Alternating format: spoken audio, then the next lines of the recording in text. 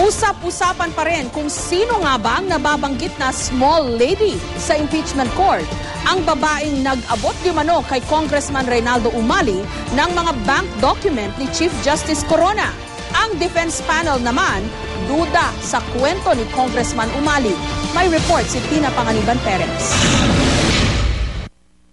Palaisipan pa rin hanggang ngayon sa mga tumututok sa impeachment trial kung sino si small lady.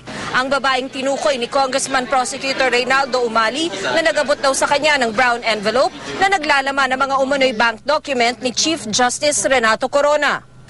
How do you describe Chong Son? Is she a little lady?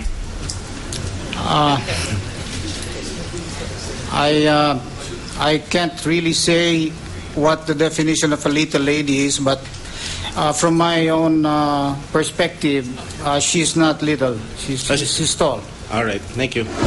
Sabi ni Congressman Umali, iniabot lang daw sa kanya ang sobre matapos ang pagdinig. Nang buksan daw niya ito, nakita niyang may laman itong mga impormasyong nagturo sa kanila sa mga umano'y bank account ni Corona. Di raw kilala ni Umali ang babae. Basta isang maliit daw na babae ito.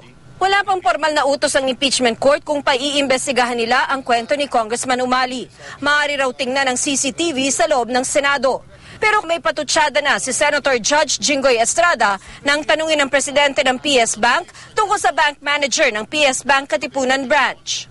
Ibinahita ni Estrada ang dollar account daw ni Corona sa PS Bank na sinasabi ng prosecution panel na galing kay small lady. Pero napansin daw ni Garcia na tila may pagkakaiba ito sa totoong dokumento nila.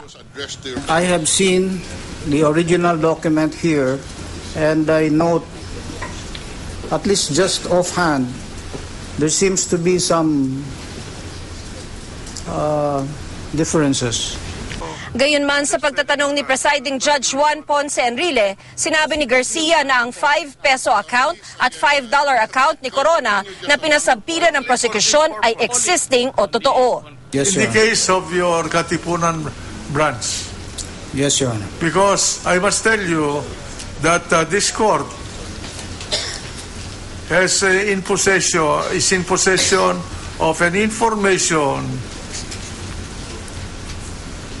regarding this leakage. This has a greater meaning to the nation, and that is the integrity of its banking system. Ang defense panel duda sa kwento ng small lady. Pinanindigan naman ni Umali ang kwento niya sabay pakiusap kay small lady. Sabi ng mga abogado ni Corona, sakaling lumutang si small lady, maaari nila itong sampahan ng kaso dahil sa paglabas at pagkalat ng mga bank account ni Corona. Tina Panganiban Perez, GMA News.